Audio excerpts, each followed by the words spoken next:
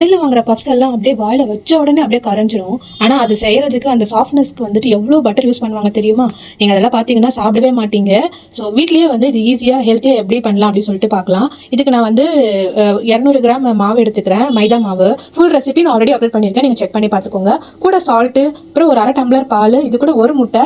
வேணும்னா உங்களுக்கு ஒரு சின்ன ஸ்பூன் அளவுக்கு நீங்கள் சக்கரை ஆட் பண்ணிக்கலாம். அண்ட் இந்த பேட்டர் மீந்துச்சுன்னா, இந்த மாவு மீந்துச்சுன்னா நீங்கள் இதை பரோட்டாவும் செஞ்சுக்கலாம். உங்களுக்கு ஆடட் அட்வான்டேஜ். தண்ணியை மொத்தமாக ஊற்றாமல் கொஞ்சமாக ஊற்றி நல்லா பிசைஞ்சிடுங்க. ஃபர்ஸ்ட் பிசு பிசுன்னு இருக்கும், அப்புறம் போக போக சரியாயிடும். இப்போ பேட்டர் ரெடி. இதை வந்து ஒரு ஈர துணியில் மூடி ஒரு 2 ஹவருக்கு வந்து டிஸ்டர்ப் பண்ணாமல் அப்படியே விட்டுருங்க.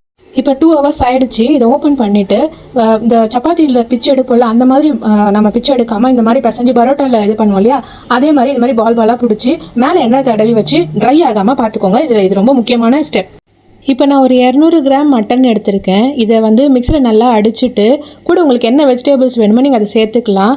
நான் வந்து இங்கே கேரட், பொட்டேட்டோ சேர்த்துக்கிறேன். கடையில் எண்ணெய் ஊற்றி வெங்காயம், தக்காளி அண்ட் கொஞ்சமாக பூண்டு, ஒரு வெங்காயம் ஒரு தக்காளி எடுத்திருக்கேன். எல்லாம் நல்லா போட்டு வதக்கிட்டு கூட வந்து நம்ம என்ன வெஜிடபிள் வச்சிருக்கோமோ அந்த வெஜிடபிளையும் ஆட் பண்ணி அதுவும் நல்லா வதக்கிடுங்க.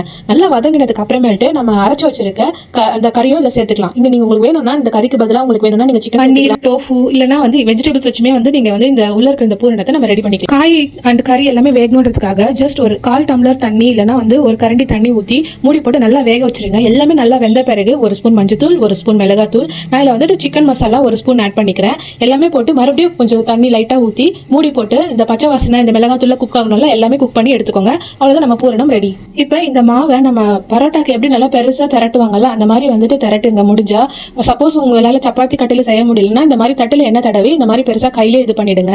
அப்புறம் 4 பக்கமும் ஃபோல்டு பண்ணி உள்ள ஸ்டஃபிங் வச்சு, ஸ்டஃபிங் உங்களால் கரெக்டாக மடிக்க முடியலனாலும் பரவாயில்ல, இந்த மாதிரி ஓரங்கள் எல்லாம் நல்லா ப்ரெஸ் பண்ணி விட்டுருங்க, இல்லைன்னா பூரணம் வெளியே வந்துடும். ஸோ இப்படி தான் நான் மடித்தேன். ஸோ ப்ராப்பராக வரல, ஒன்றும் பிரச்சனை இல்லை. நம்ம வீட்டில் இருக்கவங்க சாப்பிட போகிறாங்க, அதெல்லாம் அட்ஜஸ்ட் பண்ணி சாப்பிட்டுப்பாங்க. டேஸ்ட்டாக இருந்தால் போதும், அவ்வளோதான். ஸோ எனக்கு 4 தான் கிடச்சிது. மிச்சம் இந்த மாவை வந்து நான் பரோட்டா செஞ்சுட்டேன். அதுவுமே ரொம்ப சூப்பராக வந்தது. நடுவில் இந்த மாதிரி வந்து குத்தி விட்டுக்கோங்க, ஏன்னா வந்து அப்போதான் உள்ள கறி நல்லா வேகும், அந்த ஏர் நல்லா பாஸ் ஆகும்.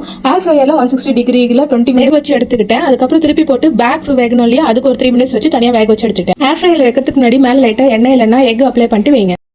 அவ்வளோதான், இந்த மட்டன் பப்ஸ் ரெடி ஆகிடுச்சு.